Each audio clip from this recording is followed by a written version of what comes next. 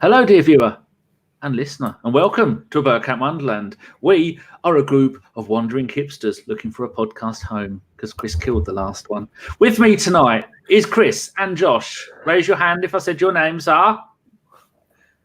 They're both here. Hurrah! Off we go. Right, now, dear people watching, we could have talked about Burnley 0, Arsenal 0, but then Kris probably would have gone and chucked himself in the bath or the sea, and Josh would have said no. So we're not going to do it. We all know Ozil isn't very good, and we all know it's not Lacazette's fault. Other than that, what's there to talk about? Is there anything to talk about that I've missed you two? No. Go back and listen to the show. Who did the show? Was it me? Oh, it was me, Gav, and who else was it? It was Nicky Wilson. Yeah, they made their debut on the live show. We actually managed to make a half decent show. We put more effort into that show than the players did on the pitch. Oh, look at that! We've had a donation already from J Rob. Hello, chaps. Hello, J Rob. Thank you very much, sir. Good legend it is. Hi, J Rob. Who else have we got in here? Oh, Loki is there. This one. We must talking to Kris before the show. Real Sociedad went to Real Madrid, beat them 4-3. The Swedish bloke they stole from Dortmund got a hat-trick, and Monreal played. Lovely. So tonight, here you go.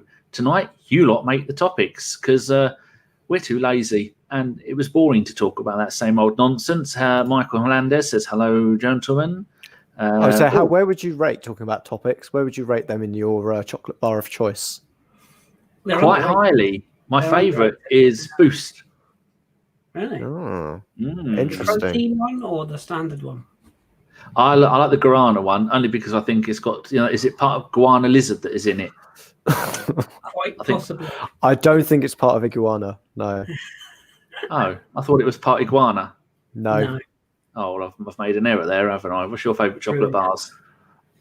Go on, Kris. You can go with yours until I come in with my hipster choice and everyone tells me to fuck off. I'm a big fan of just a Kit Kat. I've got to be honest. Kit Kat's you're not the only one.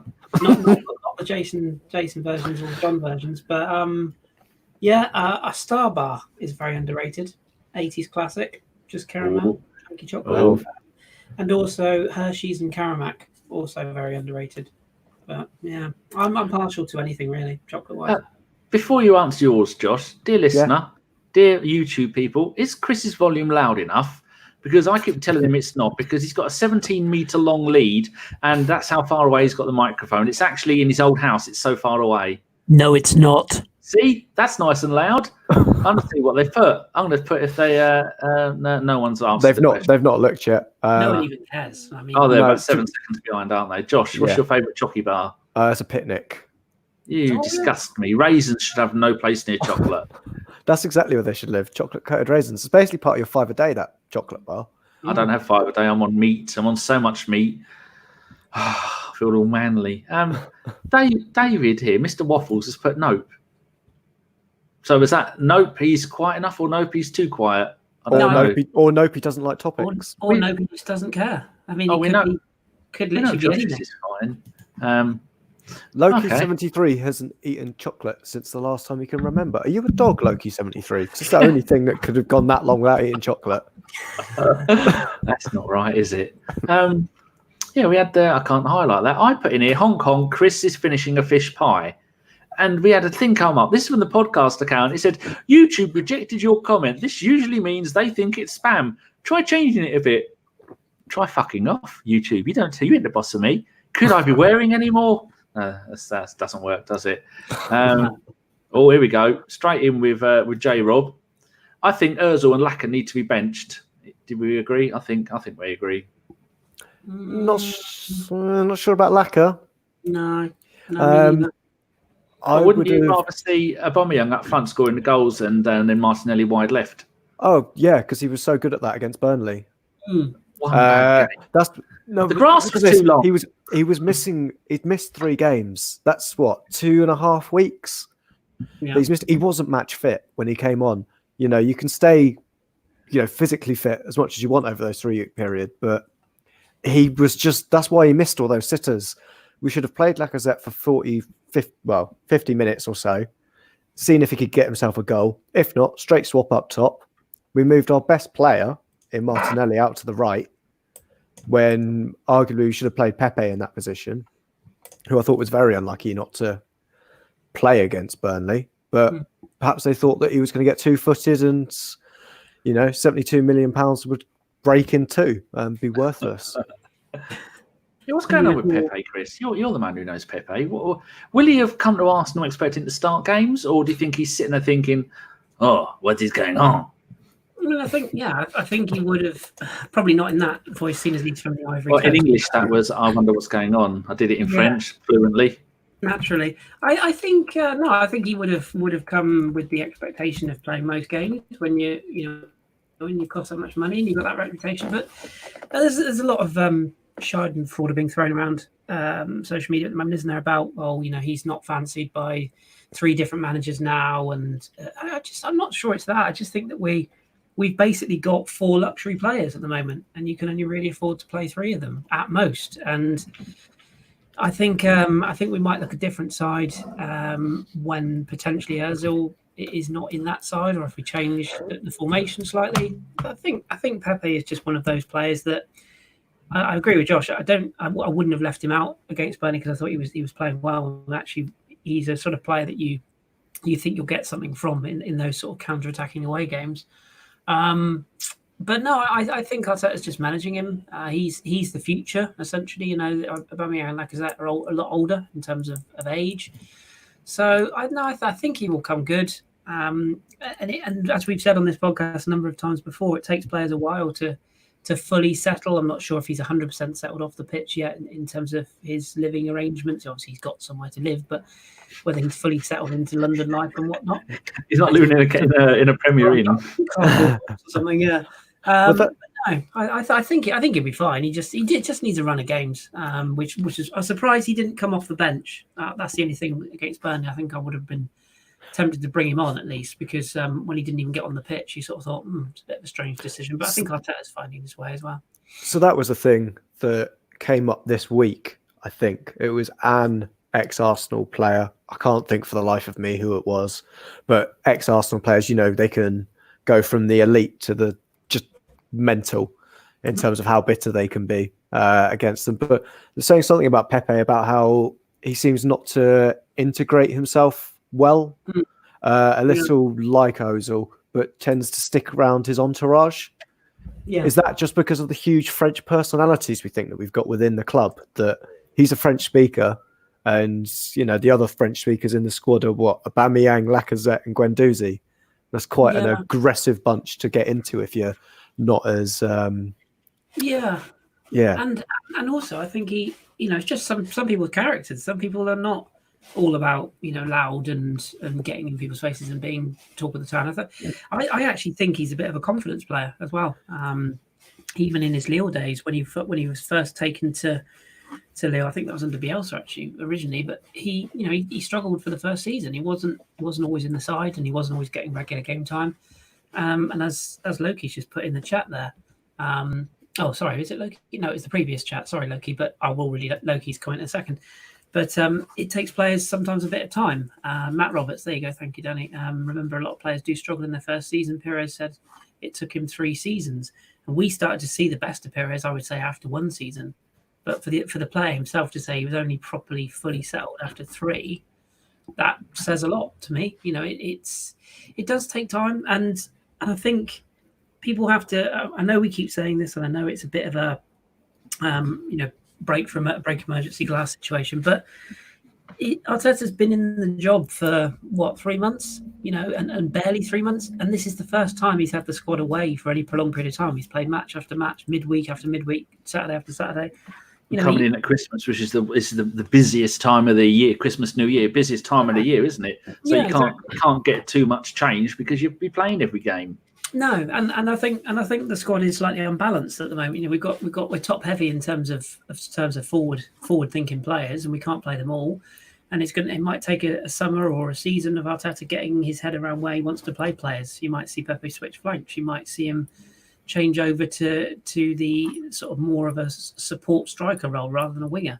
But no, I don't. I genuinely don't worry. And that's not just with my sort of Ligue 1 bias. It's just I just don't have any. I don't have any concerns, other than when you hear about these people saying, "Oh yeah, well, we haven't seen the best of him," and there's a lot of talk he's doesn't integrate and all this. I'm always of the opinion if that's the case, then the manager won't play him full stop. And I'd be surprised if he didn't play in the next game. So I don't share the concerns, but I get why some people have concerns, if that makes sense. Yeah. Our mate Nick, who made his... I think Nick is one of the few people he has been on as a guest on the transfer deadline. He's done a preview show and he did a live show. Once he's done a podcast, I think he gets a golden... I don't know.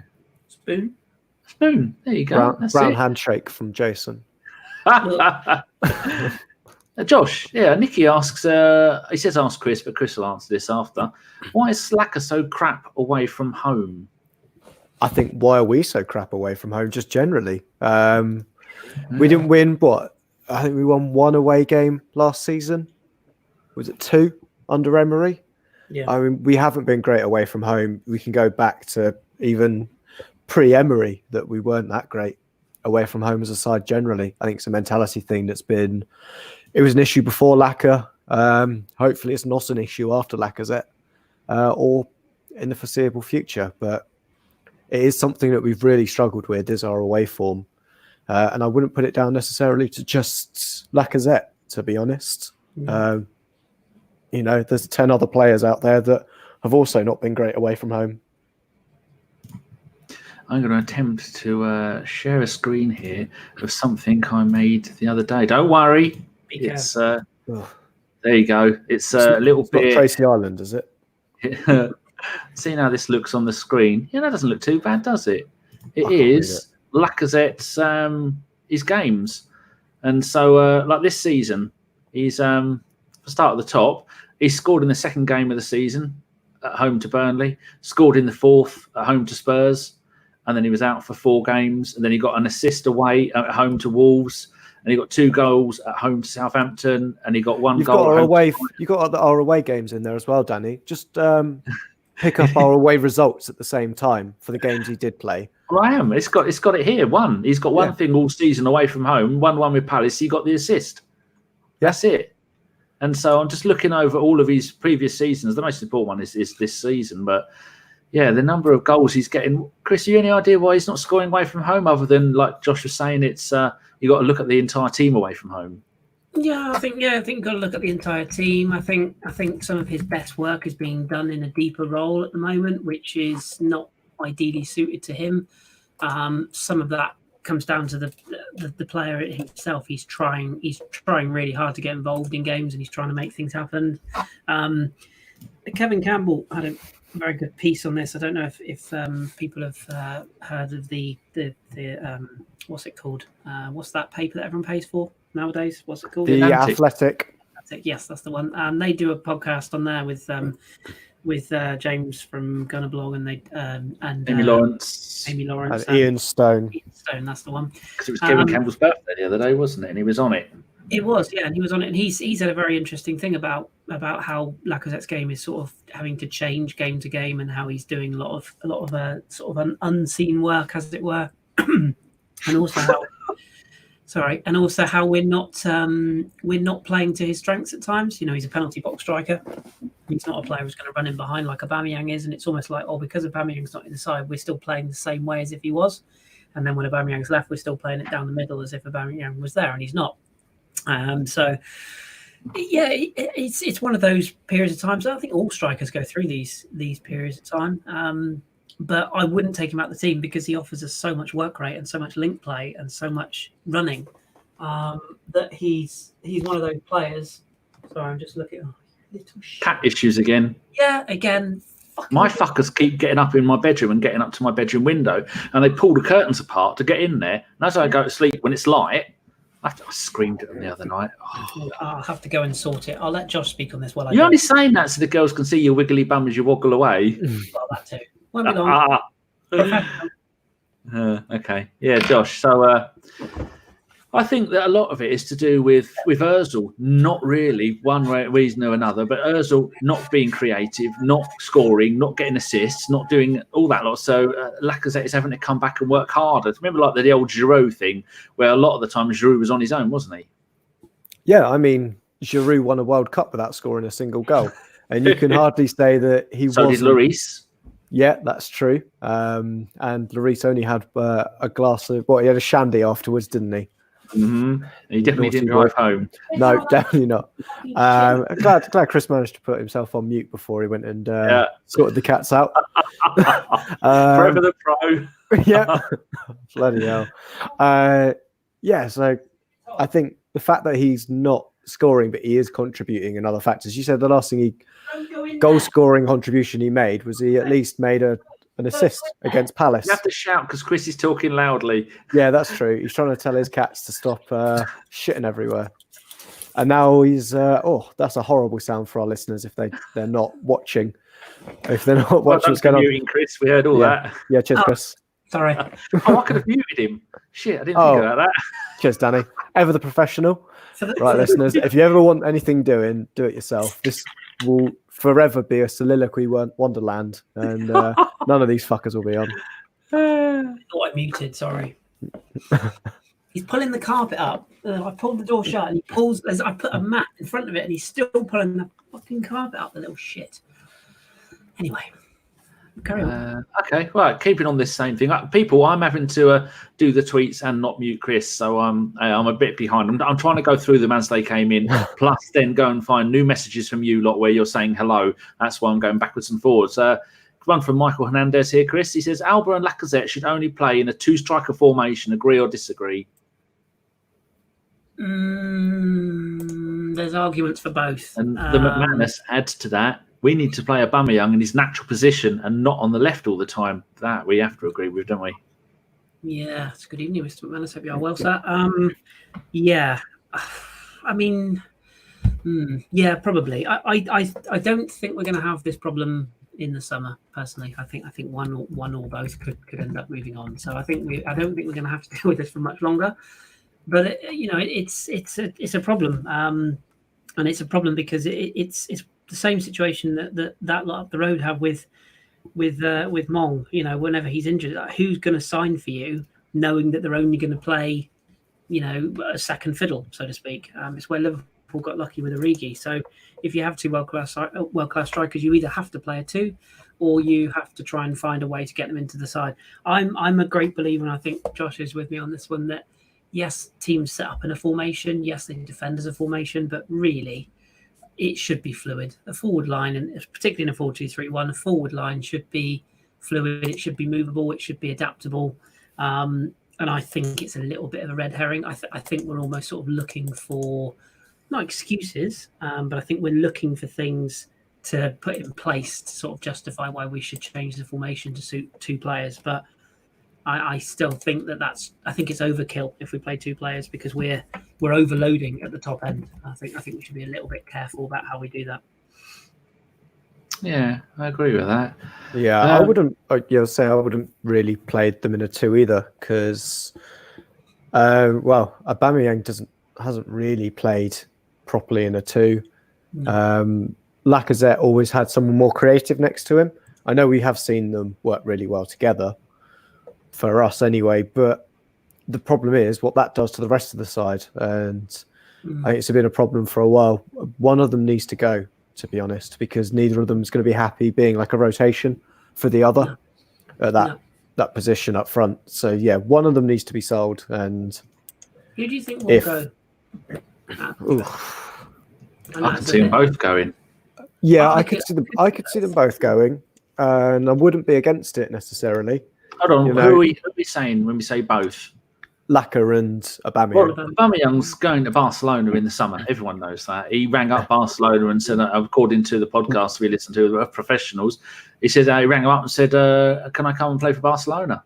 So he's going in the summer, isn't he? Well, don't you think so? I mean, it depends on the price, doesn't it? It's his age. That's the thing. It seems a very strong thing against Barcelona principles for them to go for him. Especially they've got Griezmann. Depends on what's going on with Dembele. Who else have they got out on that wing? Fati, second coming. Some guy called Messi as well. Plus they got that young kid called Fati, the one who's scored all them goals. And he's only 12. Yeah, Fati. They got another one coming through as well, whose name escapes me. Yes, another one. Is it I don't know how you'd say it, but it's Puig. Puig. I'm going to go Puig, and Joel from Hipsters will find me and tell me otherwise. That it's not Puig, but that's the one. And to be honest, they generally don't go for older players, do they? No. To Barcelona. And again, I don't know why you would go there unless others move on. I don't know, and it would depend on the valuation, and of course we'd have to find another captain as well. That would be fun. I mean, that goes straight to Hector anyway, where it should have gone. As soon as you struck Xhaka, Hector was where it was meant to go. Well, I like Xhaka. I'd even give him the captaincy back. If Bellerin can prove it, you want somebody who's going to play it all season, and Bellerin, until he can prove that his injuries are not going to keep coming back like they have to. I mean, most people get clattered like that. You're going to get hurt. Not his fault at all. And he showed in the last game that he's really getting back into it, the crossing and the attacking. Because when he first come back, we were thinking, has he lost it? I think he was going easy, wasn't he? How many captains play every game, though? Yeah, and it's an Arsenal tradition to have an injured captain, isn't it? Yeah. I mean, that's going through the top, just thinking through the top sides. We'll start from the top. Liverpool, Jordan Henderson, barely gets in their side now. Man City is David Silva for this season. Did you say Henderson hardly plays? Yeah. Well, he has recently. He has recently because they're starting to rotate their squad. But if you look at his minutes, he doesn't get many for them for what you'd expect a captain to do, especially compared to his predecessor of Gerrard. And then you've got Azpilicueta at Chelsea. He's slowly getting rotated out now because they've got Reece James. And when they get a new left back in the summer, I think he'll be a bit part player. Spurs, it's their goalkeeper, so guaranteed to almost play every game. I think we'd need to do the same, to be honest. Leno's the only ever present I could see in our Premier League side. And even then, some people would say that they switch him out every so often because of his occasional ricket. But keep going through. Man United, they just sold theirs to Inter Milan, and that was Harry Maguire. Who's only been there, 4 months, and he's now their captain. Yeah. You keep going. Leicester's is Wes Morgan. I mean, when was the last time you saw Wes Morgan go out on the field for Leicester? Yeah, he hasn't played for a while, has he? No. I think he's been demoted almost, along with the Austrian. Is it Fuchs as well? Has been. Yeah, Fuchs will be go out. Taking Morgan's place, isn't he? Yeah. I think we should answer another question. Yeah, I think so, because I could probably go through. Yeah, I could probably go through most of the Premier League with their captains, but I think I might struggle over Sheffield United. Is it Billy Sharp? It could be Paul Pescascalido for all I know. Isn't he club captain? Isn't it? Is it John Egan or one of their defenders is the captain now? I may be wrong. I know Billy Sharp is not captain, but yeah. Yeah. Yes, because people are typing stuff down the bottom and I can't get down it to highlight it because I got one of the very first questions in from Mally Mo. He says, question for the panel, would you take Martin Odegaard for Ozil replacement? Now, he played, remember the farcical situation for Inter Milan where they got, is it Ranganangan Island? Whatever, how do you say his name? The mentalist. Nigel Rangeland. That's him. He was on loan from Inter to someone else. Genoa, is it? Or Torino, one of the two. Neither. It's Cagliari. Isn't it? Yes. Yeah, he scored. Same case. He scored the goal. He played for them and scored the goal against Inter, which means Inter only got a point out in the game rather than getting 3. And tonight, that bloke we just mentioned, Martin Odegaard, played for Real Sociedad, scored a goal as they beat Real Madrid 4-3. Yeah. Yet more madness. I don't know how that works. Anyway, he played tonight, and looking at his career, he's 21 years old, midfielder, winger. Storm's good at then Real Madrid, Heverin on loan, Vitesse on loan, Real Sociedad on loan. So it looks like a player that they don't really want at Real Madrid. Is he in Ozil's kind of bracket of player? He looks a bit young. He's a similar type. He's dog shit on FIFA, by the way. Don't grind it. Don't mind it. That's that done. But yeah, he's a very similar type of player in that he plays the creative cam sort of attacking number 10 role. But we're right on the edge of finally admitting the number 10 is dead and moving our club into the 20th century as everybody else has, and then we're going to say let's go and build our team around another flamboyant young number 10. I don't think we need to go down that route. I think we need to go down the route of a player who can play central midfield but has an energy, has an engine. I'd like to see us back to the days of a Vieira type midfield player, an enforcer. I wouldn't be against us going for the likes of Abdoulaye Doucouré at Watford. If you look at what Wilfred Ndidi has done at Leicester, somebody who's just powerful, can play a bit. Tielemans is another one. They don't need to be Santi Cazorla's second coming, but they need to be mobile and athletic and have that ability to get around the pitch. That's what I think our midfield is lacking at the moment. Torreira can't do it on his own. I mean, look at that Liverpool midfield. Yeah, exactly. Yeah, why now? That midfield three. Right. Yeah. Yeah, you got Fabinho. Yeah. Fabinho, Wijnaldum. Who's the other one that plays in there? Whose name escapes me because it's not Henderson on the regular. Who is that in the midfield? Who is it? The fact that we can't remember who it is shows exactly what kind of influence they have on the game. What, in the Liverpool, Fabinho? Yes, Fabinho, Wijnaldum, and there's another one in there. James Milner. Milner doesn't play in there. It probably is Henderson, isn't it? At the moment. Probably at the moment. Shaqiri. I can't think who it is. Shaqiri hasn't played since 1923. But I got Keita in there as well, haven't they? Yeah, Keita's probably he's injured at the moment, isn't he? But he probably would play more games if he was fit. I suppose Henderson is the one at the moment that But again, there's not. I think we need more in that area. Yeah, there's not a huge amount of quality in there in that midfield. That is a midfield of runners compared to Man City. You can see how difficult it is to try and build a midfield like that. They had one with Yaya Toure in there next to another hardcore midfielder, but that Liverpool one is just full of runners. That's it. Yeah. They're all great athletes, and that's a lot easier to find.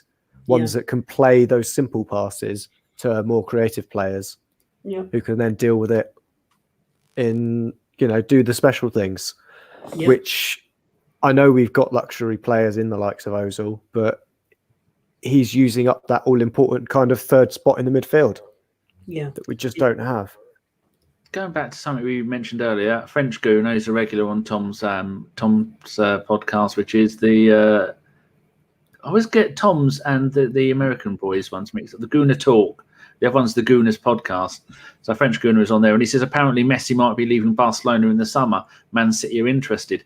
I saw I think it was a Tifo football thing on YouTube, and they were going over the number of times that Man City have tried to sign Messi, and that a couple of times it's nearly come off. I mean, probably about £500,000-600,000 a week, isn't it? They'll have to have him and 10 teenagers to be able to afford that wages, and they'll just get another sponsorship deal for some kebab house in Saudi Arabia that is sponsoring Man City with £1 billion a season. They got some big players coming off that wage bill in the summer, though. David Luiz is going. Not David Luiz. David Silva is going. Fabinho might go. I know he signed a new deal, but I heard on a podcast today they're saying that they're looking for a replacement for Jesus as well. Yeah, Jesus. Yeah. I think Sane might be possibly. I know he's been injured all season, but I know they're still sniffing, aren't they? So. And to be honest, I think the only way that Pep stays there next season is if Messi joins in the summer, or if they buy a completely new squad for him yet again. Yeah. Do you think Messi would be able to do it at the Premier League level? Because they're just playing in a Spanish waiters league at the moment, aren't they? You got 2.5 decent teams there. I think he might be all right. He might just be relegated to a free kick merchant, but he's all right for the Juninho Paulista.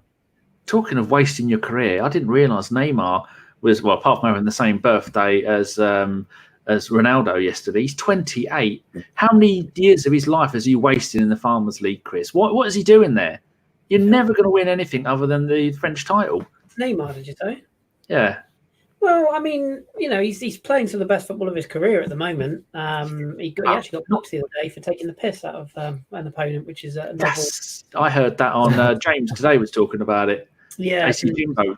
Is that where you heard it? Oh no, you probably no. watched I watched it. I was watching it when it happened. But there was. Tell people what happened because that's hilarious. Well, he playing Montpellier, who were down to 10 men after literally sort of 10 minutes of their reserve goalkeeper in goal, and he actually then got himself sent off. So the third choice goalkeeper in goal. I think they were 4-0 down, or maybe 5. It finished 5-0, but they were certainly 4 down at the time, I think. And Neymar, sporting his new pink rinse, decided to do some rainbow flicks, as you do. I don't know what a rainbow flick is. Basically, that one where you put it between your legs and flick it over your head. Oh, right, okay. And don't get me wrong, if it had happened on a Sunday league pitch, Neymar would bits of his body still be scattered across the M5. He'd be in traction. He really would. But his argument was, and he said to the referee, that the referee essentially went over and gave him a warning and said, look, you're taking the piss. You're riling the opposition. And Neymar said, I'm just playing football. This is how I play football. This is how I enjoy it. And then at the end of the game, the referee eventually went over and booked Neymar, which allegedly now is for dissent rather than the actual act. And then at the end of the game, the French TV station, I think it's Canal Plus, picked up the conversation between the referee and Neymar. That the referee was saying, if you want to come over here and do that, you at least need to speak to me in French. So very much the David Ellery school of refereeing. You speak to me how I wish to be spoken to, type of thing. To which Neymar responded in French, or basically said in French my ass, back to the referee. So, I think it's a weird one because he was almost out the door in the summer, and now he's sort of saying that he considers signing a new deal at PSG. I think he's one of those players that he'll always be thought of as the nearly man, a bit like Ronaldinho. The talent will always have been there, but it's what went on off the pitch that maybe will stop him from being that very top level. That said, I still think PSG will win the Champions League with him at that club. I'm putting that on record. It may not be this year, but they've got a good chance this year. They got Dortmund in a fortnight's time. We'll see how that goes. But yeah, he's playing some good football. So is Haaland cup tied for the Champions League? No, I believe after the first stage they can play now, can't they? I think I may. This is where we need John with the rule book. After the Mkhitaryan incident. Yeah. No, I believe he can play. Mm-hmm. But that'll be a game as well. That game. It's Royce is out injured at the moment. Yes. For a change. They lost last night, didn't they? They lost against was it Werder Bremen? Yeah, 3-2. They were 2-0 down. But Erling Haaland scored another goal in that game as well. Yeah, 7. He's got that's 8 or 7 or 8. I can't remember. I think 7 in the league and 3, 4, 5, 6, 7 in the league and 1 in the cup. 7 and maybe 4, 8 in the isn't it? league. Something mad. It's crazy. Question here, moving on a little bit from the McManus. What do you guys think about signing another injured player in Cedric Suarez? If people didn't know, we've got Kim Kallstrom broken back, and then we've got Denis Suarez broken everything, and now we've got another Suarez, which is the Portuguese way of saying Suarez. Thank you to Harry, who explained that when he was on the Same Old Arsenal podcast. Yeah, it's all Suarez. So, Josh, what do you think? I mean, I like Cedric. I really do. I thought it was a really good buy. For just coming in for, the 6 months left of the season. We've got no obligation to buy him. He's at a contract at the end of the summer, and we need cover for Hector, to be honest. Hopefully we can get Hector through till middle of February, bearing in mind we've got 2 weeks off at the moment. And then I expect Suarez to come back in, to be honest, and just be available. I think he's purely there for backup. Yeah. And to be honest, being able to get a backup right back who's played in the Premier League, is ready in this kind of situation and has played the kind of football that Arteta wants to play and is diverse. I think if we make Champions League, we might look for an upgrade on him. I think the same goes for Pablo Mari, who came in as well. But I think it's the reason why we got them both on loan deals with options to buy them, is because if we make Europa, they're that's the kind of shopping market. Yeah, that we're going to be shopping in, really, is those players. But if we get in to the Champions League, we could look for an upgrade,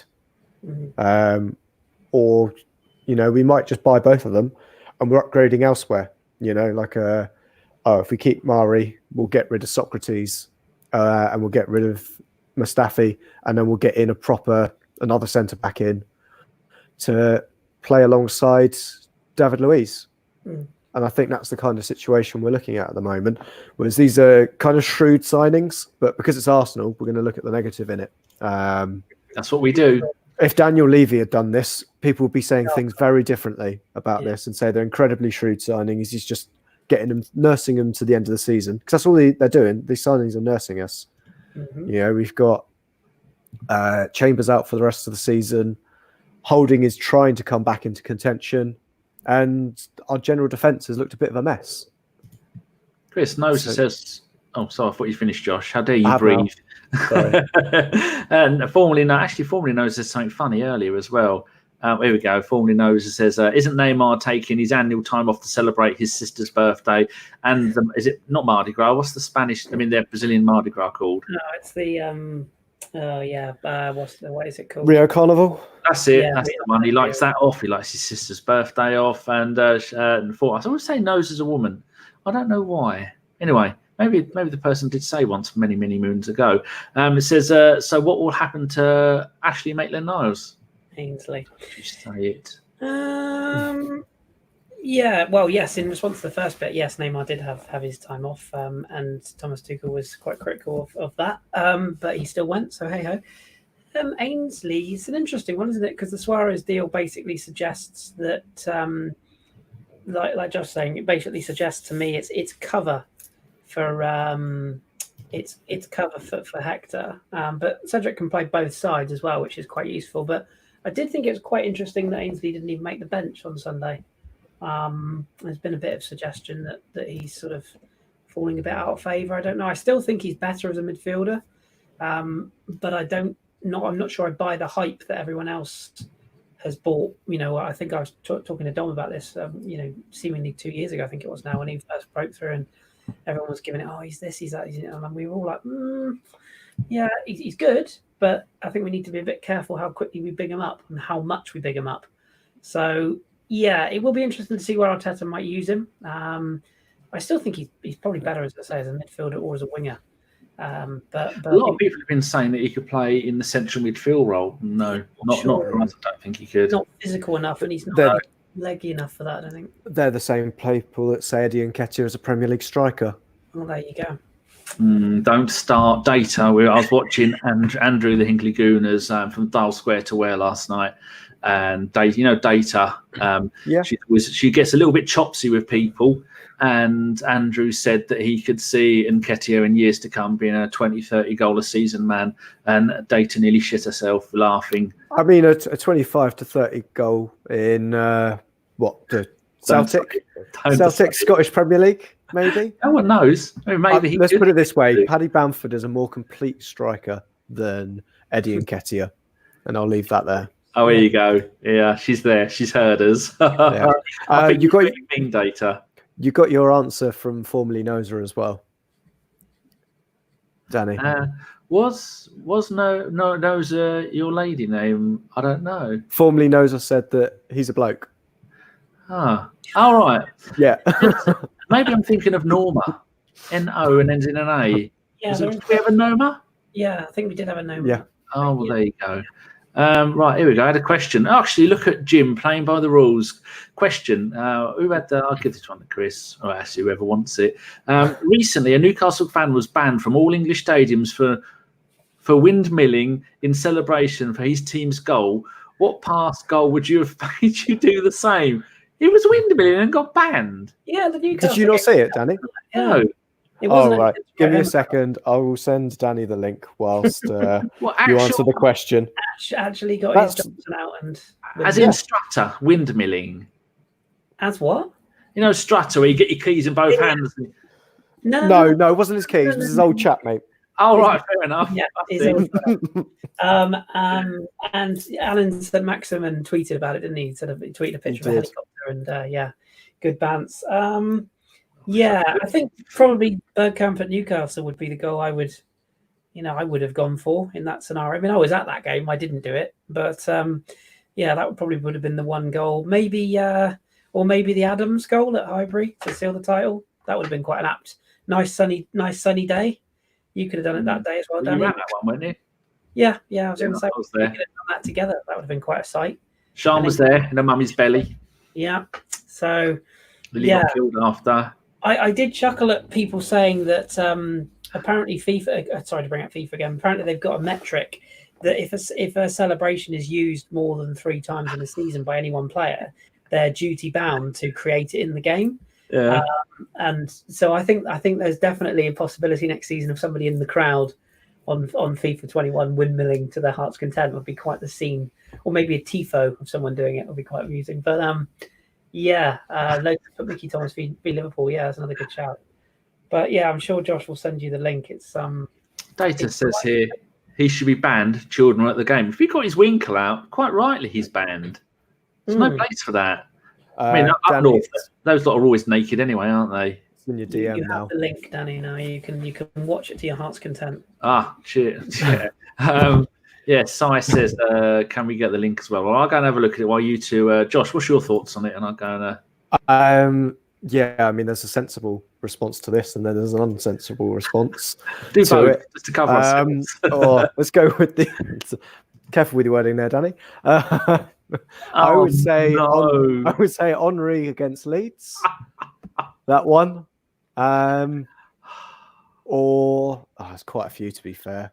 Any Thomas Rosicky goal? Probably. If Jason was here, Ramsey in the FA Cup final, and you can use that for 2. Yeah, definitely. I think something like that. It's good. But yeah, so Danny, now that you've seen it, how would you react? You can't really see it, can you? It's so far away. You say that like it's a bad thing. I mean, he's definitely doing something. What do you want him to be fully erect and throwing donuts on it or something? Well, they're all mental up there anyway, aren't they? No. Yeah, I don't think every ground. Is it 4 years they banned him for? Yeah. And again, you expose yourself when there's children and women and on TV. Fuck him. Yeah. Yeah. He is an idiot. As they'd say, he's a chicken nugget short of a Happy Meal. Yeah, you go. Here we go. If anyone's seen Data's Instagram, she says, I'm the most scantily clad gooner around, and even I think that was a bit much, but Arsene versus Barca for me. Because Data has been to the Star Wars set and shown a bottom to the boys. Actually, I don't know if there's boys there, but I think I need to do some research for Simon. No. Keep back No, in your box. it's not that kind of program. The McManus says Bergkamp against Newcastle. The spin just left me breathless. I'm the Tony Adams one. I screamed then. Or it's only Ray Parlour. I think you got to do it for any screamer. To be honest, I think probably not an extra time goal against Oxford United in the FA Cup 4th round. One that gets you out of your seat. Stan makes a point. If someone would have said, he says, I believe that style of willy waggling is called the helicopter. If you'd have said helicopter, then I'd have known what you're on about. Because doesn't someone do it in... I was watching a TV show. He does it to make his wife happy. It may well have been, that's it, Gogglebox, the Welsh couple. He says, shall I do my helicopter? Was he from Jamaica, was he? I think he is. Listeners checking out... Jim says they're checking out Data's channel. She's got her Instagram locked at the moment. So, yes. Right. What other things have people brought up? Some of you, I think Josh has been kind enough to put the questions in the box. So we've coloured Mali's one. We've done Michael Hernandez. We've done... what's the word I was looking? That's not it. Matt Roberts said, Danny, you put up on Twitter that we haven't finished a season with a negative goal difference since the 70s. Is this a fear by the end of the season? What do you gentlemen think? Sorry, I was replying to Ed in the chat box. I was reading that message, so you'll have to go again. Right. He said that Arsenal haven't... I tweeted that Arsenal haven't had a season where they finished with a negative goal difference since the... Because you two are useless, I've managed to go and carry on talking. If That's all right. No, I've gone. I found it now. Okay. Here we go. Share it. Okay. Boom, like a boss. Right, back to there. Okay, there we go, people. Just watching Same Old Arsenal AFC podcast, and someone asked, when was the last time we ended a season with a negative goal difference? So I looked it up. The last time was 73-74 with a goal difference of -2. Scored 49, conceded 51. That's what we did last season and the season before that. Phoenix conceded 51.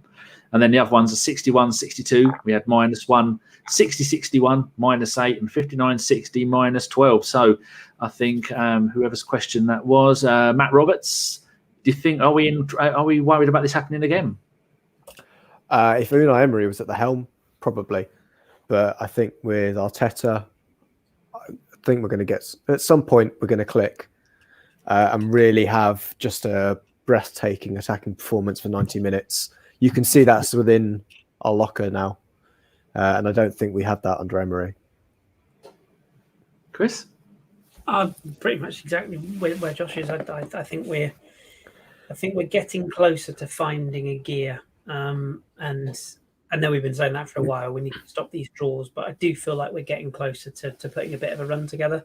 I'm still not completely ruling out the idea or chances of us finishing sort of top 6 area. I think maybe probably top 4 is a bit beyond us now, but I think we could finish as high as sort of 6th, maybe 5th, which is, it's a sign of the times, unfortunately. But yeah, I mean, negative goal difference. I mean, it's very easily turned around, isn't it? When the opportunity comes. So hopefully things will continue to go in the right way. I'm quite excited to see what the future holds, but I wouldn't say I'm disengaged with the season. That would be wrong. I think I will probably get back into feeling like the energy come back again, because I'm quite intrigued to see what Arteta does in Europe, because I think that might suit what he's looking to do in the Europa League quite a lot more. But yeah, I'm quite excited for the future in the summer, and to see what his plans are, because at the moment, again, he's still managing sort of half a team that's not his own. So I think it'd be really interesting to see what he can do with a full summer program, a full pre-season. I think he'll have them working quite hard in pre-season. I think he'll have them back early. A few players in, a few players out. So, yeah, it's one of those situations where I'm looking forward to the end of the season, but I'm still quietly confident that we'll put something together this season that will leave us all feeling a little bit more confident than we probably were a few weeks ago. Hopefully. Yeah, and I mean, at the moment, we're 10 points off 4th place. And that's 11 goals in hand as well. Bearing in mind, no one below Leicester has goal difference in double figures. Yeah. That's it. Chelsea are only 9. And then, even Man United have got +7. I don't know where they got that from. But, I think our biggest issue is, and I think some other podcasts have brought it up, across it, is we've got 13 draws in that. Yeah.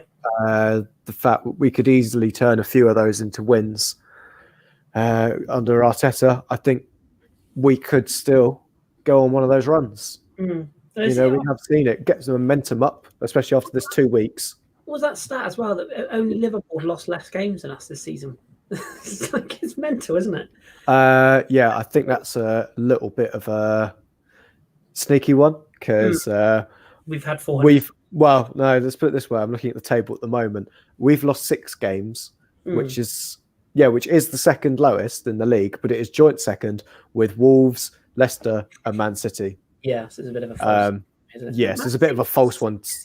Yeah, Man City lost 6. They've only drawn 3 games. Wow. Yeah, Leicester only drawn 4, lost 6.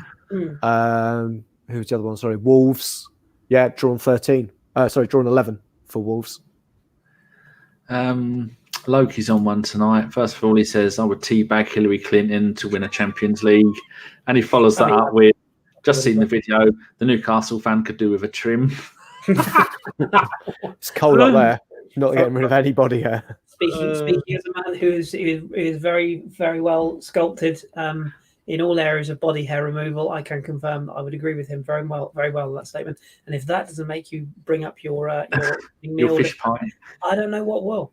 Matt Roberts, just imagine it's got highlights though. Or the French flag. As long as you haven't dyed it red. Sacre bleu. Matt Roberts says undefeated in 2020 for Premier League games. That's very true. Formerly Noser says one more draw than the Invincibles so far. Than the Invincible. I want to come on to the Liverpool thing in a second, but we were talking on me, Josh, and Mark Blondell, who has gone bouldering, which apparently it's what is it? It's rock climbing. It's indoor rock climbing. It's hipster rock climbing. Because they're boulders. Yeah. I believe it's the fastest growing sport for under 30 men's in the UK. It's good for fitness, isn't it? How good are you, Josh? You are climbing, right? It's like I did bouldering. For those I would say I am middling to average. You know how good I am at it, or don't I have to point that out? I can lean my head against the lowest stone and just wait there until everyone's finished. Anyway, people boulder you. In fact, Sean used to. She was a child. She'd climb up me like some kind of irritable little monkey. Mark says, my question is one that might provide some fun nostalgia. Guendouzi is our biggest shithouser since who? Probably. Flamini, actually. It's got to be Flamini. Yeah. I don't know. Gabriel? No. Do you know? Because Gabriel was just stupid. There's a difference. Gabriel is the sort of guy that would cut your throat in the changing rooms. I mean, I don't think Guendouzi's that type. No, that's true. There's the easy one, then there's shithouse. He's got Grimondi-esque locks as Debussy? well.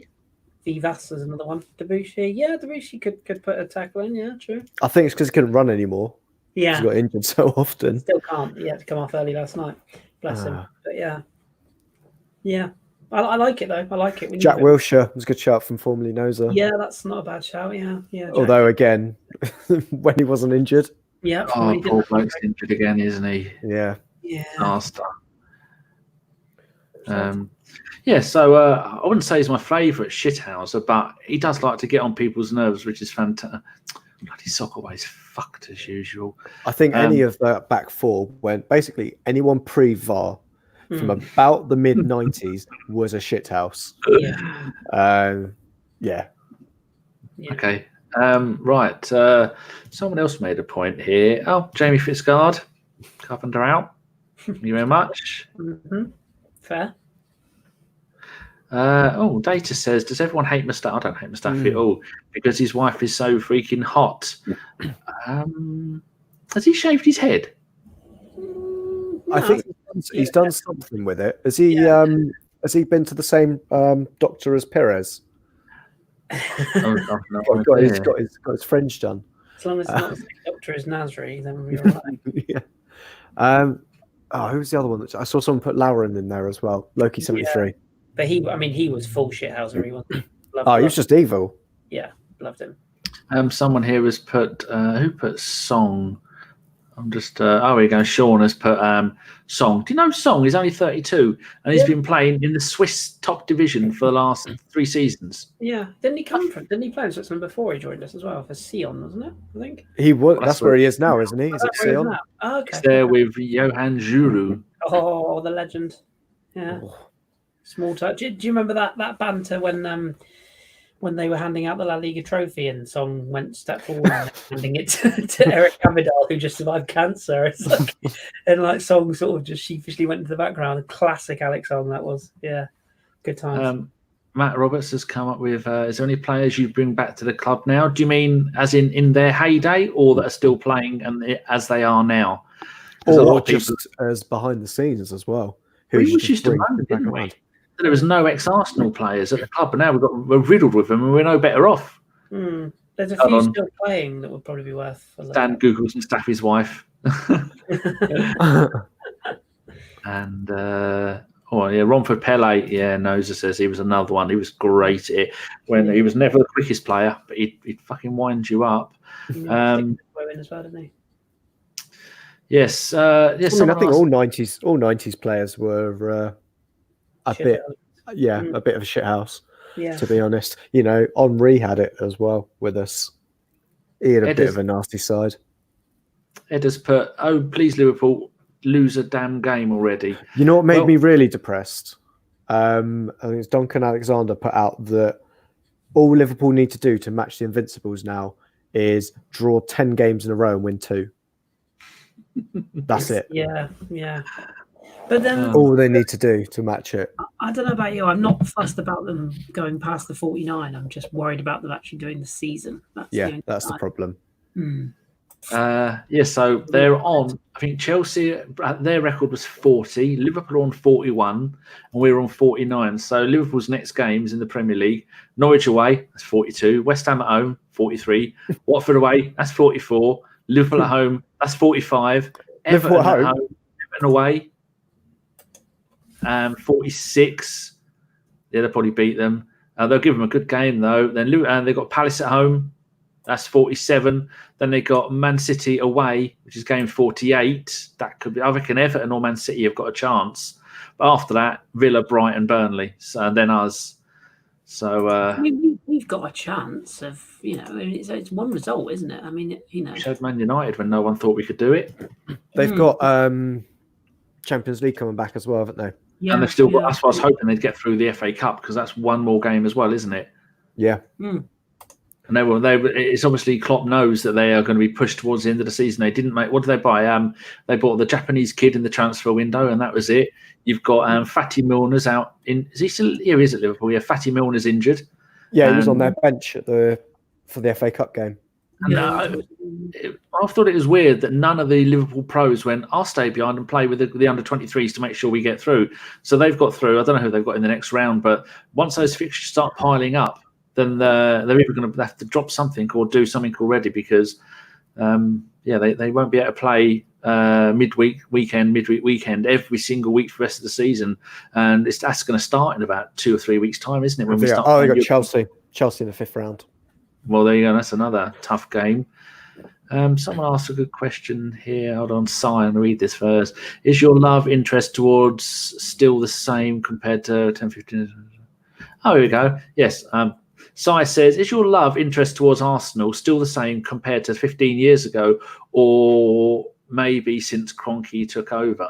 Absolutely not. No, my love for football in general isn't. I was a bit like Kris. I used to watch 10, 15 games a week. Now I don't even watch them. I only watch Arsenal. Don't care about the rest of it.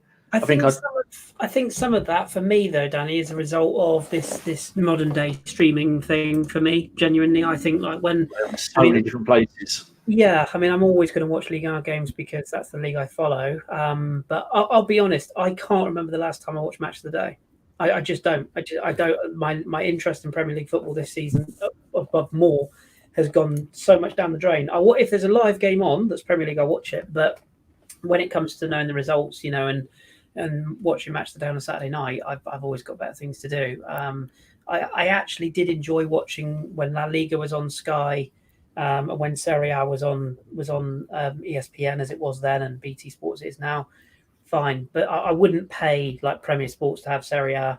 I wouldn't pay whoever La Liga is on now. I just wouldn't do it. I do, weirdly, one of the leagues I do miss watching, and I know it's coming back again soon, is MLS. Just purely because you can always find the game on at some ridiculous time in the morning on a Chiquitito off to LA Galaxy. Galaxy, yeah. So Chicago Fire back at Soldier Field, and they've changed their colours and everything. It's going to be exciting. But yeah, Chicago Fire. Well, they were dark blue before, weren't they? No, they were red, but they're now wearing dark blue. So they've changed their image and their logo, and it's all exciting times. And Robert Berich signed from St Etienne, but that's another story. So I still like to keep across it, but from the days of when we did the Hipsters Pod and we were all across, all these different leagues and all different players, I'd like to think I've still got a good enough knowledge of the European game to pick out, up and coming players and do my research and listen to pods and whatnot. But in terms of actually watching and taking in live games, for me, it's Ligue 1 is my priority.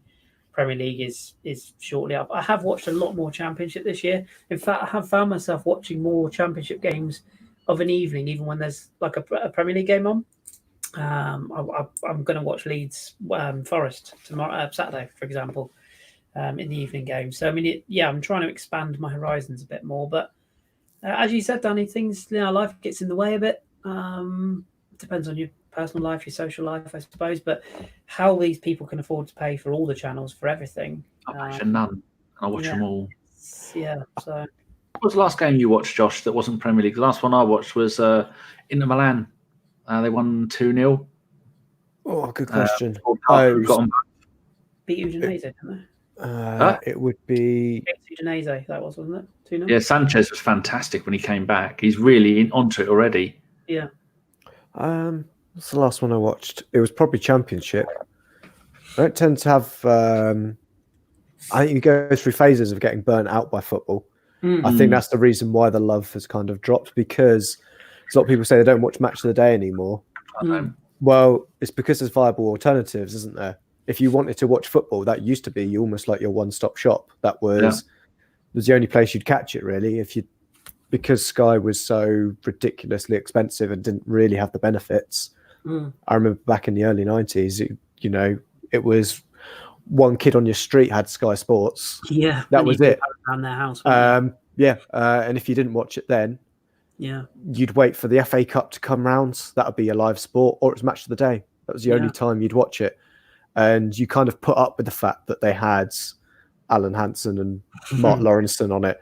Now, because of the various different mediums that you can get football on, and the quality of things, that I wouldn't watch Match of the Day, because if I want insightful views on it, I'm not going to get them there. People look to the podcasts now. Do you have Sky, Josh? Or both of you have Sky, didn't you? I've got Sky and BT. Yeah, so did you know that Match of the Day and Match of the Day 2, if you record them when they're on, after a couple of days, your planner deletes them because they don't want, and you can't download them again. All of my Match of the Day 2s have gone, and I had about 4 Match of the Days saved, and I just clicked yellow delete all without watching. I'm not interested in it. But no, exactly what I did this afternoon. Weirdly, yeah. Jimmy H. Data as a Red Bulls fan. Yeah, Jimmy H here. You've as you've gone all the bother writing the question, Jimmy. If you go back, listen to the beginning of the show. That's what we were talking about. Lacazette. I didn't want to be rude and ignore your well-written question. So who's your favourite channel? My favourite to watch, to give you some idea of what I want you to answer, is AC Jimbo, when they used to do that around Europe thing where you had him. For me, European football show. Is that still on? Superb. No, they canned it after the second season. BT had it there because they decided to sign up Chris Sutton, Robbie Savage, all of that lot, and they were like, no. But it's still, they still do it for the Champions League group stages. Yeah. Instead of, like the Soccer Saturday style where you had Jeff Stelling, instead you have it with those boys, and half time is just possibly one of the best things to watch. Yeah, because they all know their stuff, and I bet you, if I had a mortgage, I'd put it on it. That they're on just that panel are paid less than one ex-pro.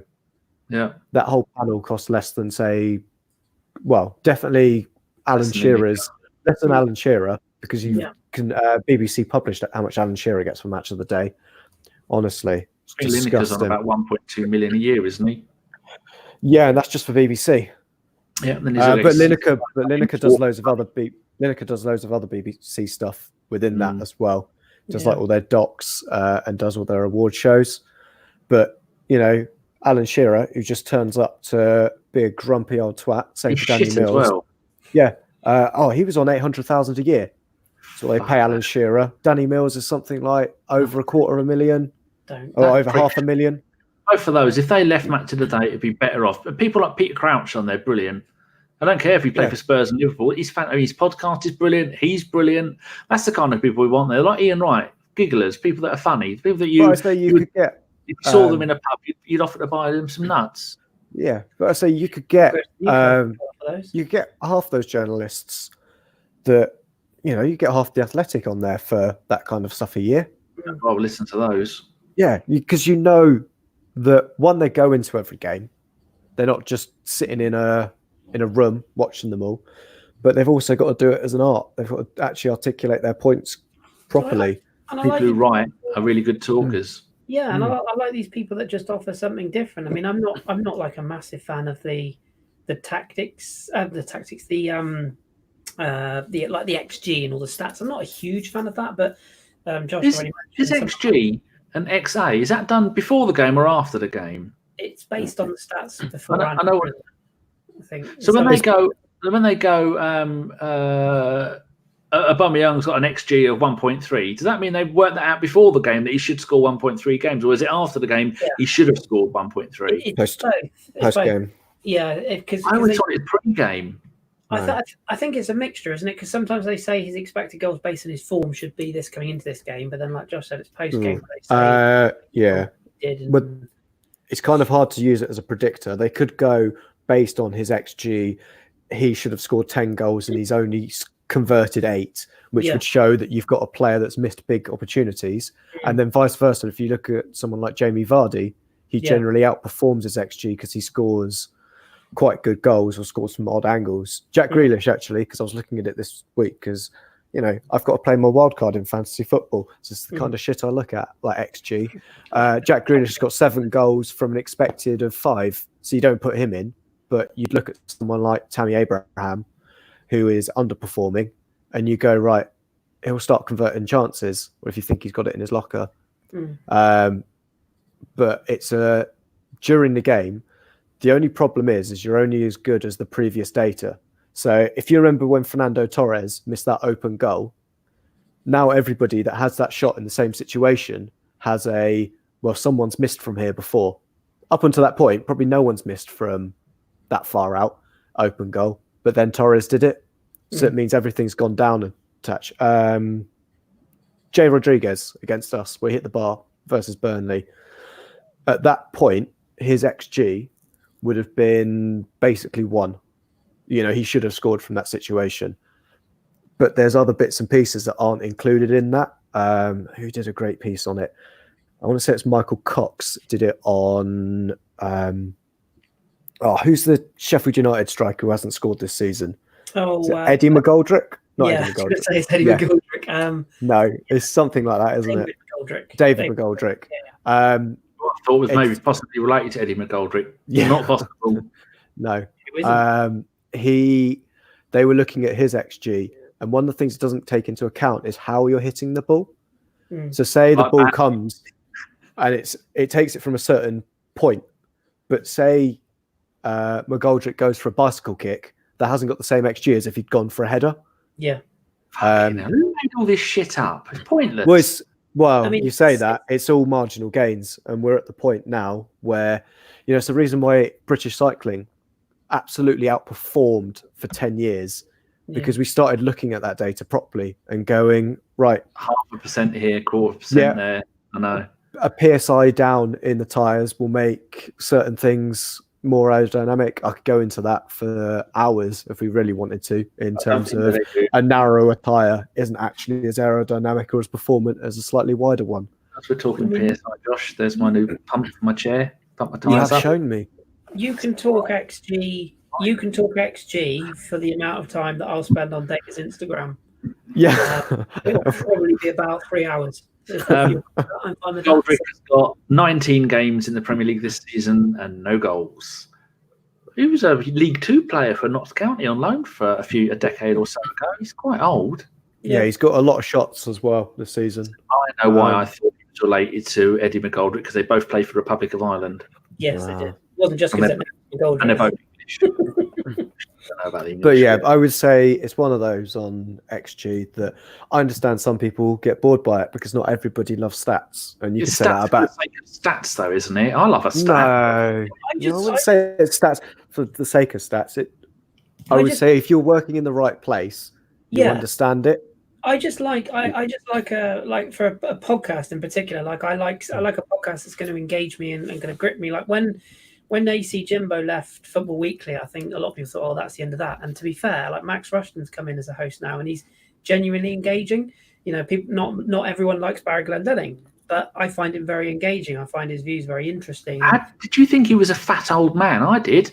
He's quite young and slim and dark hair.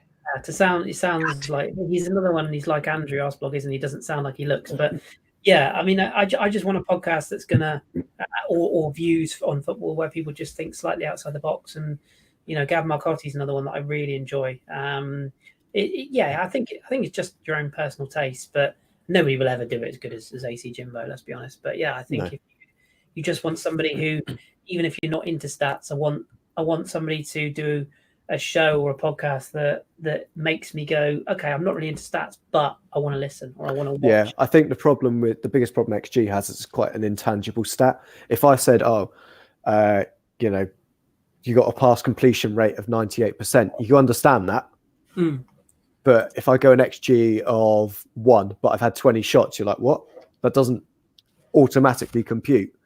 Because there's a lot of sub things you've got to dig into the data for. It's not immediately obvious on face value what it means. No. And I get it that people don't like it, but yeah, as data said, kind of nailed it. Mm. Is that one there? Where I was looking around. There is a film. It's a really good film based on a true story where this bloke is a statistician. Moneyball. Yeah. Moneyball is the one you're thinking of. It's what good film. It was Brentford as their kind of background. With the Norwegian club, didn't they? Because in baseball, I don't want to be mean about it, but you stand there and someone throws a ball at you, and so you can refine the stats down a lot easier. There's a lot less tangency required because it's 1 man v 1 man, the initial bit.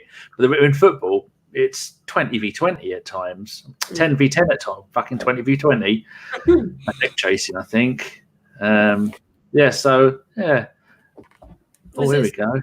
It says the Red Sox have just traded their best player to help pay the Liverpool wages. All that, yeah.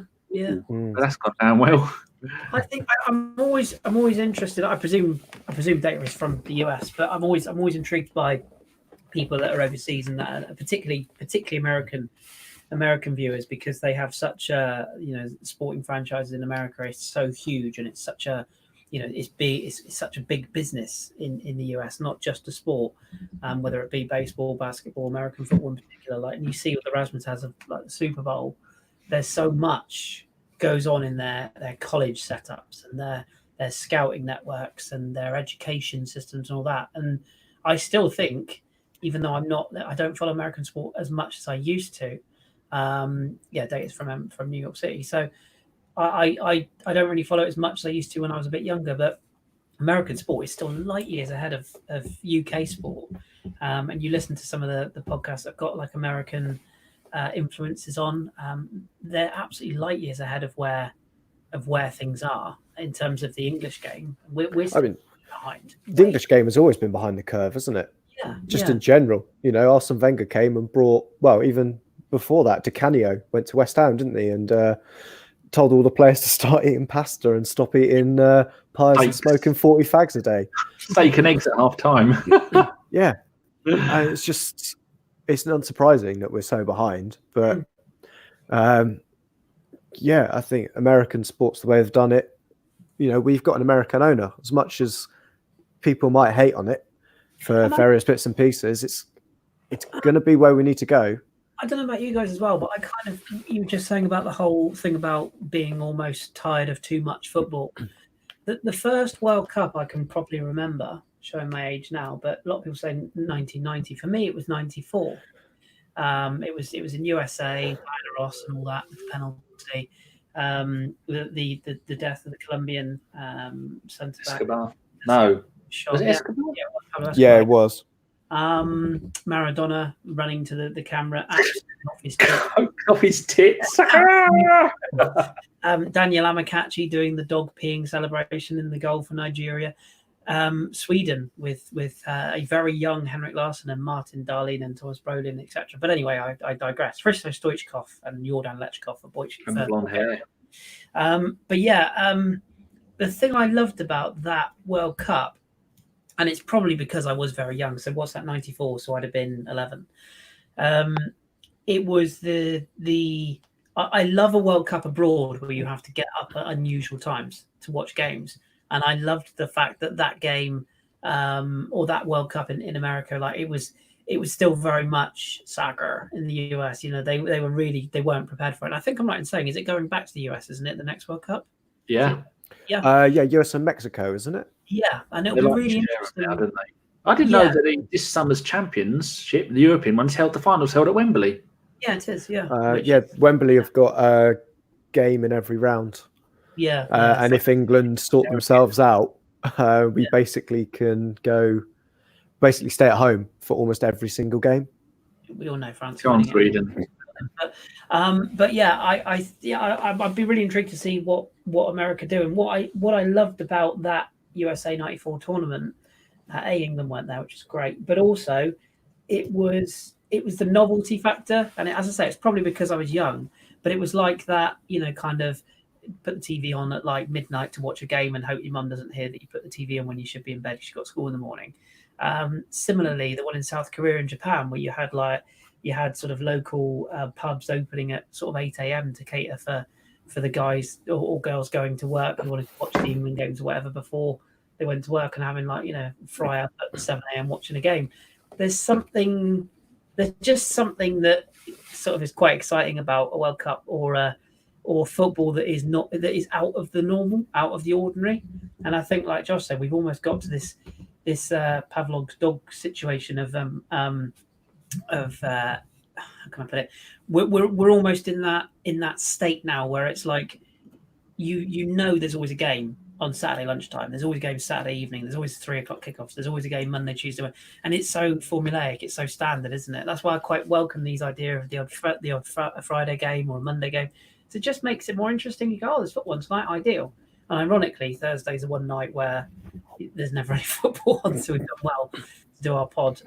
Also, formerly noses, but Baggio's miss. Christ, I still remember that. First ever football kit I had was an Italy kit with Baggio on it. But yeah, I think that's what's part of the fun of not necessarily just a tournament, but playing football or watching football when it's not structured and it's not the standard times of day and different countries. So I'm really, really intrigued to see what the US and Mexico put on in 4 years. Canada as well, apparently. And Canada as well. Yeah, I thought Canada were involved. Yeah, so yeah, it could be fun. I think.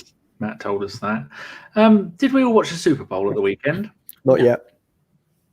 Do you know who won? Yes. No. I only watched the last quarter. The rest of it. I'm going to watch the highlights on YouTube. I'm not going to watch the whole game. I've watched the whole game, every single one since 1984. And we always moan at foreign fans, they know fuck all about football. I've been a Dolphins fan longer than most people have been watching NFL. I couldn't name a single Dolphins fan. In fact, I remember asking Shredder, going, why can't they get the ball and throw it to another player, then throw it to another one? And why can't they get the ball and throw it over the goal thing to get points? And I don't really know much about the rules. I kind of get it, but yes, so that's why I don't tweet about American football, because all the Americans tell me to shut up. I'm a foreign fan who knows fuck all, because I generally do. And that's why some people who are saying that, what were they saying? People Arteta out. That's what Andrew was talking last night. Hinkley Gooner. He was saying that there's a hashtag Arteta out already. Do you believe any arsehole would put that? How stupid have you got to be? That's just people attention seeking. That's all that is. Yeah, it's nothing more than that. Good, we agree on that. Right, Marquise Hodges has put, American pro sports are franchise-based leagues where the owners are, in brackets, generally guaranteed a return on an investment, and parity is also in B design. I think he means the design. I watch Ballers. Do either of you two watch Ballers with The Rock? Do you know what? I did start, and then I did that thing where I started and I didn't carry on, and it wasn't because it wasn't good. Time's got the better of me. One day I will, though, because Series 5 is on at the moment, and it's not very good. He's just about to buy the Chiefs, and the thing that surprised me watching the Super Bowl at the weekend, when they won the trophy, they gave it to the owner, and the owner and his wife went, "Here you go, here's the trophy." You're thinking, what? Don't you give it to the manager? Don't you give it to the players? No. The owner gets it, and the owner gave a speech. Imagine if we won the FA Cup again, or the League Cup, or imagine if we won the Emirates Cup and they handed it to him. Not the Kroenke would turn up; they'd have to post it to him. But they handed it to someone other than the captain. You'd think, "What the fuck are you doing?" That's weird, isn't it? It is. It is. But no, I didn't watch any of the Super Bowl. No, I'm afraid not. I can't get into it because of all the adverts, and I can't. Just watch the highlights on YouTube. There's no adverts. But even then, to be honest, during the adverts, nothing's really happening anyway. No. Having been to games, they're pretty boring. J-Lo and Shakira are the best part for me. They were the worst part. I like both their music, but when they're going to do 10 seconds of one song, followed by 10 seconds of another song, with 100 wanky dancers shaking their ass, you know how shit someone is by the more back dancers. Background? They call it a medley, don't they, in the trade? Fuck medleys. Marcus said it's a very good Super Bowl, but just the last quarter was magnificent. And I thought before the game I should put some money on the Chiefs to win that. Let's not talk about the Super Bowl before that, though. I don't know. Was that your team? Yeah, we lost to the Patriots. No one remembers the last time the Dolphins had anything. I'm surprised they've been relegated. They're so shit. Marino was playing the last time I watched the bloody Dolphins play. Here we go. I'm getting grief. The fact that you, Danny, are a Dolphins fan proves you know nothing about it. There you go. Back when I started supporting them in the mid-'80s, they were a pretty decent team. I should have supported a team in Boston because that's where my mum lived for a year or so back in the 60s. Here you go, Archie. Kroenke will lift the Champions League for us one day. Just imagine. Oh my God. Richard's here. Hello, have I missed anything? Kris forgot to mute himself, and when I had an argument with one of his cats, he threw it down the stairs. I did not do. You have the bloody RSPCA on to me. No, I did not do that. I just had to go and pull the carpet out because he's a little shit. Yeah, actually, Stan's got this. Medley is more like Jive Bunny. It was awful. Jive Bunny. Fake sport or NFL? Okay, there. It's not fake sport. Ice hockey is the only one I can't stand, and basketball. Squeak, squeak, squeak, or freezing cold. No thanks. So simplistic. Loki says the arse shaking was watchable. The songs were poop. Yeah, put it on mute. Then you won't know what's going on. But one dressed in gold, the other one in silver. I just went onto Twitter and I saw everyone was losing their mind about Shakira going. Blah, blah, blah, blah, blah. I was like, okay, whatever. And I know that Shakira is South American, and J-Lo thinks she is, and so a lot of it they were singing it in Spanish. But I know Miami has got that area where it's been held. That's the only way Miami are ever going to get near a Super Bowl is to hold it at their ground. But they were singing it in Spanish. And I'm thinking, do a lot of Spanish people watch NFL? I wouldn't have thought so. South American countries and Central America, and Mexico, they all watch football, don't they? I think the Mexicans would love it as well. Yeah, I think it's more. They don't watch football, do they? I think they do. They do in LA. I mean, all of those Mexico and all of the countries below them, it's football. It's nothing but football. I could be wrong. I don't know. I'm just guessing. They've started doing. When they do NFL over here, they do a couple in Mexico as well. Every so often, there's Mexican games down there. Aren't all Mexicans quite, as a rule, they're quite short? Like the Japanese are quite short. You don't. I'd say that other than Jimenez, but then you don't need to be tall to play NFL. Depends what your position you're playing. That's the thing about NFL because you've got about 60 players there. It's basically the sport for going, right, we're an overpopulated country and we need everybody to do something. Right, small, quick kids, you can go on the side, you can wide receivers. Right, fat kids, yep. No, you're not getting out of sport. So on the bench, all the fat you're going in there. Yep, you're playing in defense. Right, you can kick the ball. You can kick the ball and do fuck all. Right, you're a kicker. Yeah. That's basically it. Is the sport for going, right, we've got loads of fucking kids. What we're going to do with them? Right, give them all a job. That's it. And if you're really shit, you can throw one of the flags. I was looking at I like a few data and stats, and the bloke who's played the most number of games in the NFL is Swedish. Who knew that? And the first person that ever had to score points in the NFL in basketball was a Jewish bloke. I have seen Hidden Gem, and it's fucking bullshit. Have you seen it? Awful film. Netflix one with Adam Sandler. You had me at Adam Sandler to know it was a shit film. Yeah. Going to talk films there. There's a few coming out that I'm quite intrigued to. The new Saw reboot with Chris Rock, which is called Spiral, actually looks quite good. A Quiet Place 2 is out in March. I'm quite intrigued by that. I very much enjoyed the first one. What's that one in March? A Quiet Place 2. Okay, yes. Quiet Place 1 is very good. And also Underwater, which is out next week. I'm going to see that. And there's one called Fantasy Island, which also looks quite good. So I'm going to go and see that. So there's quite a few good films coming out this year. And Minions 4 as well. So look at what Loki's put.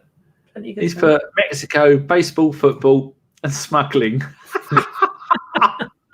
Did you see that there was a news report that there was like a 2 kilometer long tunnel that they built underneath the Mexico-USA border for smuggling people and drugs? They recently found it. I mean, that's dedication. Needs must. Yeah. Yes. What else are people? Stripper film count me in? No, I don't. I refuse to go to the cinema because I'll end up murdering someone. The last time I went, I did shout at someone. That is the only downside. Yeah. Okay. J-Lo shagged Batman apparently. She's married. I don't know. I think it's the actor. Which one? That would go as you rub together with the. Which Batman? There's about 8 of them. Oh, probably all of them. I don't know. Christian One of them. Bale, Robert Pattinson. Did I just say Sean Connery? I did, didn't I? I was thinking Clooney. Bond. Clooney. Yeah, let's go with him. Or does you mean Adam? No, what's his name? Adam West. Adam West. The one who does the direct. Sorry, it's Ben Affleck. The Chin. There you go. Cheers, Archie, because we have no idea what we're on about. Here's Archie and Cactus, both in there. And Loki knows what Fantasy Island is. The plane is coming back, and also He's coming, Buzz. And Say is put above there. Parasite. That's another one that looks quite good. Oh, and one called Antlers looks really good as well, which is like this kid who's feeding people to like this weird kind of half horse, half human thing that lives in the woods. Do you watch? If it's got antlers, surely it's a deer. Well, that too, but it's kind of a hybrid weird thing. It looks really good. Have you seen Jojo Rabbit? No, I heard good things, but not seen it yet. You should go and watch it. I've got it on download. It's going to be quite good. All those hipsters are going mad about it, going, "It's amazing." Hi, I'm a hipster. Go watch it. Bad Boys for Life as well. That's quite good. I watched the first Bad Boys film only recently.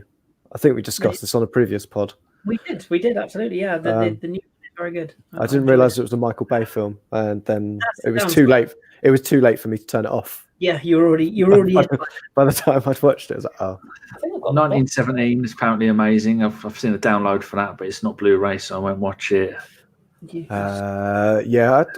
Part of me wants to go and see 1917. It's a bit odd. There's a lot of glorifying war films out at the moment. There goes. Remember when back in sometime in the mid to late 80s, the in film was dog films. You had Hooch, Turner and Hooch, and you had about 4 or 5 of them. I don't know, Danny. I wasn't born in the 80s. Well, you might have seen them somewhere. Someone might have told you. What, like Beethoven? Was that one of them? Yeah, that's another one. Lassie, the movie. Let's go through phases. It's all superhero films now, anyway. Right, people. We've been doing an hour and 27 minutes. I think that is more than enough. Let us know if you like the idea of this, where we just talk about whatever you put in the chat box. If you like it, we might do another one when Arsenal are doing nothing. I think next week, I'm not sure if we're doing anything next week. Depends if anybody fancies. I shouldn't read your messages while I'm trying to end the show. Yeah, so if anybody fancies it, might do another one next week. I've no idea. Harry and the Hendersons. That was about a Wookiee, wasn't it? I don't know. And remember, everybody, go and follow Data's Instagram.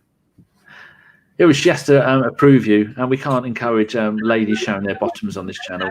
No, she's unprivated it now, so anyone can join. All the fun of the fair. Doesn't matter whether you're bi, straight, gay, whatever. Just go and appreciate the wonderful things that you'll find there. Well, I can't give out her Instagram because that might be against the law. But if you're interested in some interesting tweets that Data might have done, if Data's still there, if you want, I can put your Twitter link in the chat here. Then people can go and have a look at your tweets and maybe other things. There's nothing triple X there at all, people. Nothing. Don't worry. No, I don't want to think people that's what we're hinting at. It's not. It's just a few arty shots of bottoms. So if she's still there and she wants to, I'll tweet her. I mean, I'll put her Twitter here. If not, then I won't. Right. So anything else you two? And also Pablo there. Remember old Pablo Amar, who we kept saying Pablo Amar? He had his account banned, so he's back now as Pablo A. Ah, cool. Who banned him? Was it Jason? They're not banned from us, no, because I'd go or was it Ellis? Ellis is good at banning people by accident. He does, and then he blames the wrong person. Loki73 says, thumbs up, people. How many thumbs up have we got? We've got 32. Wow, that's enough. It's only 61 of us.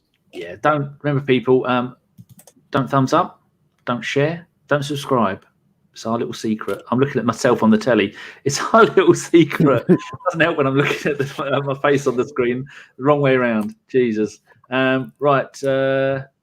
Good. Just make sure there's no more things we need to cover. Anything else you two want to say before we go? No. I think. I think we've tried to make a Salsier out of was it a silk purse out of a Salsier? Yeah. I'd say it was a little shout out to Carl, Jace, Ellis, and Neil, who had the unfortunate displeasure of being in my company on Friday last week. It was nice to meet those guys, other than Ellis, because I've met him before, and Jason, actually. Follick's funeral, and it was indeed. Everybody wanted to go, and Chimp was there as well, wasn't he? Yes, I said Neil was there. Did you? Oh, I only know him as Chimp. Oh, sorry. Or Chimp. Yeah, it was good to meet those people. He's just dropped his keyboard. 30 grams of keyboard gone. Right, people. So we're going to go now. If you've liked this, let us know. We might do another one next week or the week after. Our next game isn't until the 16th of February, Sunday, 4:30 kickoff. So that'll be at 6:30. The live show will start. We don't have helicopters at the ready because we're playing Newcastle. We will all be in the show with our own versions of the helicopter, but I'll be doing the hidden button mushroom. So I'm not sure who'll be hosting that show. There'll be somebody doing it, but Jason's done so many shows lately. It'll be me. I'm the new button monkey. Jason's done so many shows lately. He is all podcasted out. John's computer has broken for about the third time, and so that's why those two haven't been on. And apart from that, I think that's it. So thank you very much for joining us tonight, Josh. Very kind of you. Thanks. I have to be here because no one else said yes. Well, yeah, certainly. That is the reason why you were meant to keep that to yourself. And thanks to the cheeky pirate. It's good to see you smiling again, Treacle. That's all right, my love. I'll try and be back again talking nonsense soon. So thanks to everybody in the chat who's joined us to do equally good nonsense. It's been fun. And if people want to catch you talking French football, where should they go? They can. I'm actually gonna do another tweet about that in a minute because I haven't promoted it enough this week. But yeah, you can go to French Football Weekly on Twitter, FFW Podcast. You'll find all the links there. And it's me, Rich, Phil, and Jez talking French football once a week, usually on a Wednesday. So if you like it, or you just like hearing me talk, I mean, not many people do, but if you do, have a little listen and send us a question. We love questions. Yeah, and if you do, be respectful and don't call it the Farmers League. We only say that to Chris's face, not behind his back. So, right. Thank you very much, everybody. That's 1 hour, 32 minutes, 2 minutes more than we had allotted. So thank you very much for watching. Remember, don't tell anyone we do this. It's a secret. Goodbye. And I've pressed the wrong button. Shit.